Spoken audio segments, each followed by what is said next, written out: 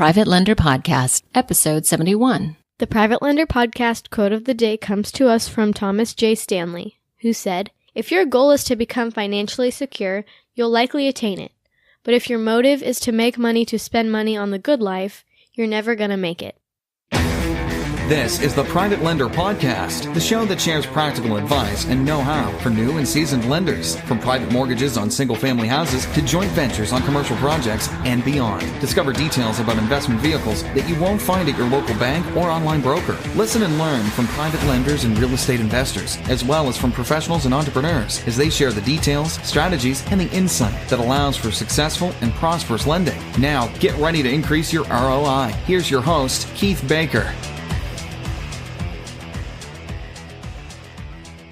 Hello, planet Earth, and to worlds beyond. Greetings from the energy capital of the world in my hometown, Houston, Texas. Welcome to the Private Lender Podcast, the only place to be if you're looking for practical, no nonsense tips and advice on becoming the bank and a successful private lender. Look, I'm here to help you step out of your comfort zone and expand your knowledge and experience in the real estate investing area. Obviously, my point is, or my angle is, for you to become a private lender to other investors, and that really fits in well if you have golden handcuffs, if you have a good job, a good career, but you still have that little itch, you want to do a little something different, but you're not about to just quit your job and go become the next monster rehabber on TV. And if that's you, then my friends, you are in the right place. My name is Keith Baker, and I'd like to welcome you to episode number 70. And today's topic is going to be geared specifically for people who have not made their first loan yet. And going to walk through, it's a bit of a mindset thing. I'm kind of, like you, I listen to other podcasts and other things, and I try to integrate where I can. And I think I've found, my story of how I finally, took that leap, hopefully it may help you. And embolden you, or at least, help you make up your mind. Okay, yeah, I'm going to do it. Or, maybe this isn't for me, because that's okay too. This isn't for everybody. This isn't a one size fits all. So why don't we just go ahead and just cut right into the chat? I mean, I got so much on my head right now, so much on my mind. And unfortunately for you listeners, I use this sometimes as a bit of, instead of going to therapy, I just kind of spill my guts into a microphone and just place it out on the internet, which may or may not be the wisest thing. But, hey, only time will tell. So for me, when I got into the whole private lending thing, I had a job that I couldn't leave. I had a mortgage, family, health insurance, everything. And, I guess you could say, yeah, I could leave. I could, quit everything and just go do it. But that probably wouldn't have been the most prudent thing. And even though I like risk, I'm more risk averse than that. But I still wanted to be involved with real estate investing. And so, I was able to go get a rental house, a little bit too far away, but I think you already know that story. But I found that private lending was, with the job that I have, and I travel oftentimes at the last minute. It's hard to keep appointments sometimes during the day. Evenings it becomes a little easier, but so for me, and having the day job that I traveled extensively and last minute, private lending was really good, because usually the timelines were slowed down enough to where I could go inspect the property and decide if I wanted to make that loan or not after I did my underwriting. But I didn't get there overnight. So initially, I reached out to a gentleman by the name of Tom Berry, who you can listen to him on episode 43 of the Private Lender Podcast.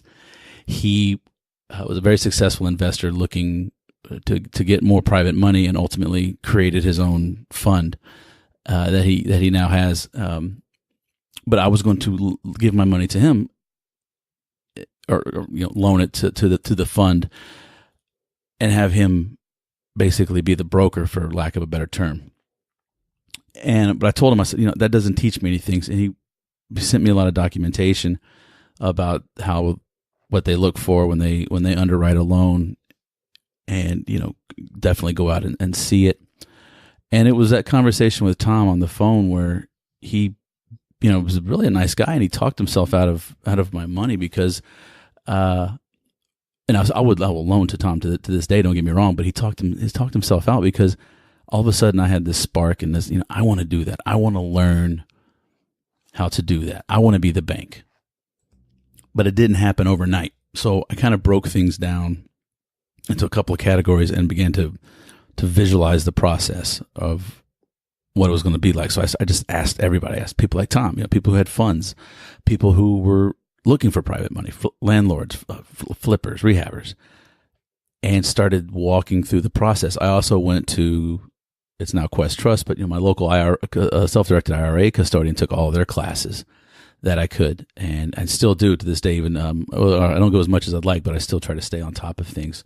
And, laws change, this and that. It's good to stay on top of things. Anyway, but that's where I started, and it was, okay, let's go start talking to, first off, it was, let's find the deal. So I started talking to people, and it's funny because as soon as you mention you want to be a private lender, everyone wants to know your terms. And I always kind of teach to not focus on that. Teach people who want to use private money not to focus on that, but also private lenders, because I think it really depends on each individual property, each individual deal. Now, it's good to have some numbers you can throw out just to hit some sticker shock on some people, especially if they're used to hard money loans, then you could come in a little bit, below that. But really, each deal is its own beast, its own entity, and should be treated as such. That's my opinion. So like my standard response is I charge 10%, 2 points up front. Rarely do I ever actually stick to those, but it's a way to, and like I said, it depends on, and that's somebody who knows what they're doing. They're a whale in their community, and they have a reputation. I'll usually come in around the 10%, or I'll be willing to become more creative with them, take less interest up front, no points, but maybe something on the backside. That's the beautiful thing about private lending is you can structure it any way you want. So don't fixate on what your terms are. Primarily, just have something in the back of your head that you can throw out that's somewhere in between the banks and the hard money lenders. And look, 12%, 11%, whatever. A lot of hard money lenders are 12% and 4 points, 3 points. A lot of the guys that are looking for private money for the long term usually only want to pay about 8%, no more than that, if they're owner financing it back out to another party, so they can make a little bit of the spread on the interest. So somewhere in there, but don't be married to it. But just have an idea. Maybe say 12% and 2 points. See what they say. We start with that. So then I looked at a former document. I looked at the deed of trust to my house. I looked at the promissory note. I looked at all the closing documents of my house that I was living in. So I familiarized myself. It's very boring, I know, but it needs to be done. But I looked at the documents. So I had the deal, the person, the deal, then I had the documents. And then the rest of it was, am I comfortable with this deal? Putting my money out there, and I was scared. Like I probably talked to about 10 people and never committed, but flirted with the idea of loaning to them, just to get comfortable with the idea because it was such a strange and foreign concept to me. And that's really the reason why I guess I started this podcast, is so that it's that first step that's the hardest, right? That's what they say, and it was for me. And so, in my case, Chris Funk came along, provided all his credentials, everything looked good. He had a smoking hot deal. And when I looked at it, I said, okay, let's go worst case scenario. Remember, I'm in insurance and risk management, so I tend to look at the most, the maximum foreseeable loss is bantied around in my world. And so that's what I wanted to see. What if this thing burns down? Well, there's insurance policies for that. You have property policies. There's there's flood insurance if you're near the coast or a river. There are ways to mitigate. So I had the deal, the smoking hot deal, a credentialed investor. I was comfortable with everything. I just wanted to make sure my money was safe. So property insurance, I demanded that. It was part of the closing documents, or a stipulation, I should say. Social Security card, all this kind of stuff, all your typical stuff. But at the closing, I got very comfortable with what was going to happen, and then we did the deal, and I didn't even have to go to the title company. I did everything from my office, signed some documents, scanned them, emailed them back, and voila. I owned a promissory note on a piece of property that was, like I said, I really wish that he, I was joking. When I loaned to Chris Funk, I say, you can always, not pay me, and, I'll foreclose, but I'll still lend to you because his deals are usually that good. Which helps. I mean, and that helps build confidence when you're first starting off, and that's why I want to this show or for this episode how I had all these fears. It was it was my money. I've never done this before. I was afraid of getting ripped off. But I remember laying down in the floor one night, and I had created a checklist. Maybe not. That's what I need to do for you guys. I need to create a checklist of things, that they need: promissory note, ID, property description, blah, blah, blah, all my due diligence. I had everything there. So I just closed my eyes. I laid back on the floor as Soundgarden would say, my Jesus Christ pose. I just laid out, had my arms out. And I just sort of, without knowing it, visualized the process. And visualized everything that I had done. And then I visualized, so I guess in a way I kind of ran a memory bank on that. And then I visualized how I envisioned everything would happen moving forward with the documents. And I messed up my documents with my custodian with Quest, and they had to send them back. I had to take care of it, this and that. They're very forgiving and understanding because they deal with people who do this for the first time quite a bit. And that I didn't visualize, but I just visualized the process of the paperwork I needed to fill out, and the documentation that I needed to provide them. And then after that, it was just a matter of funding the loan, closing on it, which I wasn't there for that, but to close on it, and then to collect my monthly payments, which I did on time as agreed every month. Then Chris was able to refinance that property and get me out of it and pay me off, made me whole, and rinse and repeat. And, he had that commercial deal that was just, that was just unbelievable.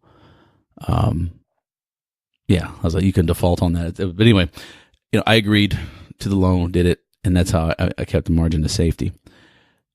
So why am I rambling all this to you? Well, because I was just like you, sitting there going, can I do this? What am I going to tell my wife? And so for me, the visualizing it really, really helped out. So if you've never done this, visualize talking to an investor who wants your money and who is way oversold on the deal. I want you to visualize you talking to someone who you're not going to lend to. But what does that conversation look like? What does it look like to say no? And when they say why, what does it look like? Why is the loan to value too high? Do you think their estimates their numbers are out of whack with the market? Is it possibly, with me for several times it was I didn't like the location. I didn't like the neighborhood that the property was in, and I didn't have any faith that it would be successful. Now, I've been wrong, but you know what? That's okay. It's all part of the learning process. But I want you to visualize telling somebody, I'm sorry, no. Because if you're anything like me, you probably have a problem telling people no. And something I'm getting better at. Slowly but surely. It's something that I'm working on. But be prepared to say no. It's your money. You can walk away. Being a private lender, puts you really in the seat. It's not the bank's money. You're not a hard money lender. It's not somebody else's money. It's your money. So it's your control. It's your mindset, your visualization, and your say-so. So anyway, that's one of the things I wanted to do is I want you to say no. And as you walk through properties, I found poker face is really, really good thing to have as you walk through a property with an investor. If it's someone who's like a Ray Sasser, Chris Funk, and Landon Rothstein, you can go back and listen to them. Or some of the various other investors that I've had on. I do have a level of trust with them because of their experience, because of their how much they've seen and what they've done. And so with that level, they don't get quite so giddy. And I've noticed that like the better the deal, the quieter they will get when people are around. So that's a good tip off right there. If someone's real boisterous about what could be or this and that, I'm not saying don't lend, but that visualize saying no to them and get used to that fairly quickly. And that should help you, I think, get over that hump. And then when it comes to actually, doing the deal, pulling the trigger, if the numbers are good, and if your underwriting says that this is something you should probably look at lending on, then I know it's huge. It's a big deal, and you're going to be scared because hell, I still get nervous every now and again when I sign a note. Not because it's a bad deal or anything. It's just, I've made mistakes. Fortunately, I haven't had to pay too much for them, but there's a little bit, and I think it's good to have that little bit of nervous energy when you go into the deal. It keeps you on your toes, keeps you thinking about things, which is a good way. A good way really to drive yourself crazy, paralysis analysis, but you have to be careful. But don't visualize saying no, and also visualize when you're telling somebody no. Visualize stepping away. I have had deals where everything started off looking really, really good, but then this inspection report came back and they're going to need more. So there's more negotiation with the owner. They need more concessions, or try to drive the price down or get something out of the current owner. And you can get so creative that you can work yourself out of money. And so I felt like that was happening, that everything kept changing. Same property, but exit strategies, this and that, were changing. And some of them I thought were viable, some of them I didn't. And so at the end of the day, I said, you know what? We've talked about this too much. I'm going to withdraw out of the deal. Mostly because I don't understand it intuitively, and it has changed so many times that I think that road just washed away. So to recap, find your deal, underwrite it, visualize underwriting it. What does that look like? Okay. So let's look at looking up on the MLS. If you have access, look at the comps. If you don't, that's okay too. There are tons and tons of free internet resources that will put you in the ballpark. Right, your local MLS, even if you don't have access, will put you in. You can see what things are for sale. You can see now. Days on market is huge, and I believe you do need an MLS access for that. However, you can gauge, on a flip, you can kind of see like if this house is if houses are selling for 150 to 160 in the neighborhood, and somebody thinks they can get 180 or 190. You got to look at that house. You really got to see, is it an apples to apples comparison? And in real estate, people don't want to pay, necessarily speaking, don't want to pay more for the nicest house in the neighborhood. They like to get some type of a discount. So that's a lesson to all you rehabbers out there, I guess, or note, maybe not a lesson, but a note from your old buddy Keith Baker here. Yeah, look at that. Look at the LTV. Look at what are the expectations? Hopefully it's going to be in, sort of like a master plan community or something that has a lot of homogeny, right? It's all the same throughout. That way the prices don't fluctuate too much. Some neighborhoods you have the lower end, section 1 might be more the starter home, where section 4 is the $350,000, $400,000, $800,000 home, depending on where you live. So just, look at that, but visualize that, go through everything. Visualize go through the taxes current, go to the, your county appraisal district, see if everything's been paid. Yes, that is all going to happen in the closing process, but it also helps you as a beginning private lender to understand every aspect of it, right? So visualize that, and then go do it. Due diligence, if you don't want to do due diligence, you shouldn't be investing.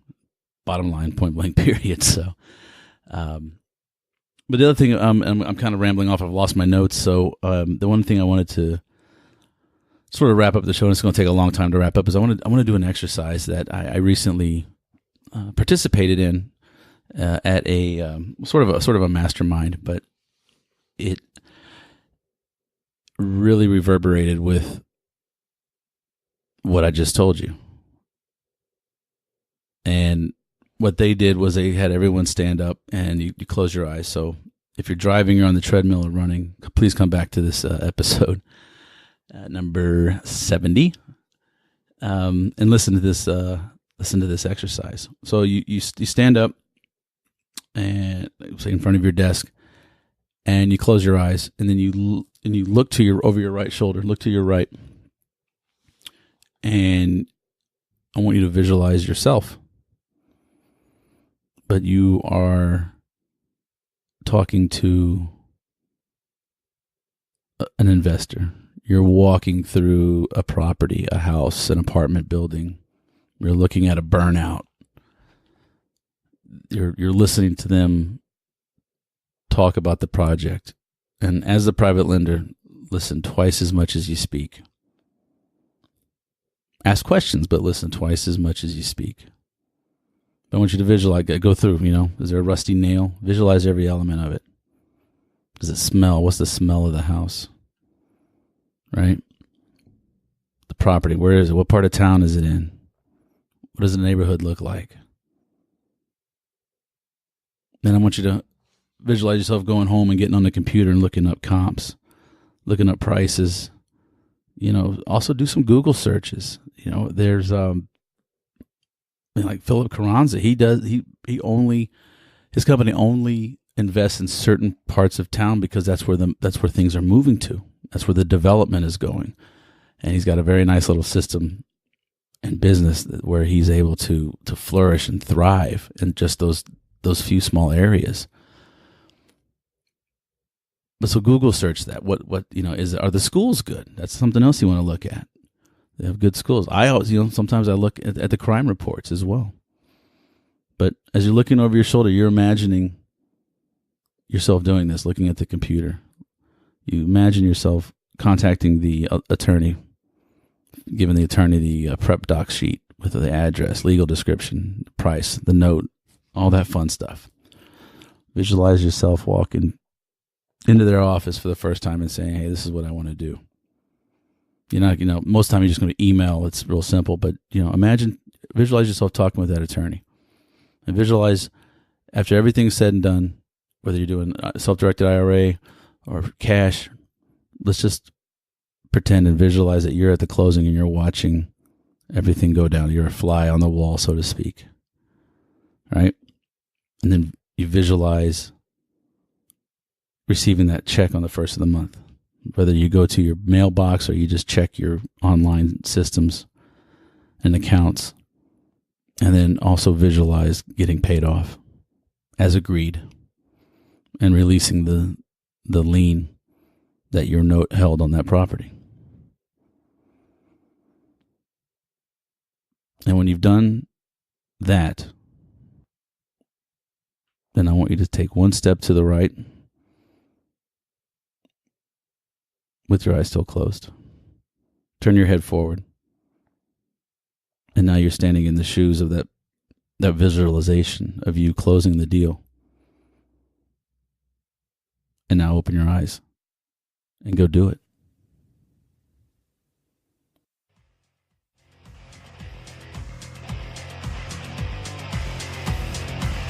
Thanks so much for listening to this episode of Private Lender Podcast with your host, Keith Baker. For more great content and to stay up to date, visit privatelenderpodcast.com. If you enjoyed today's episode, please rate and review, and we'll catch you next time.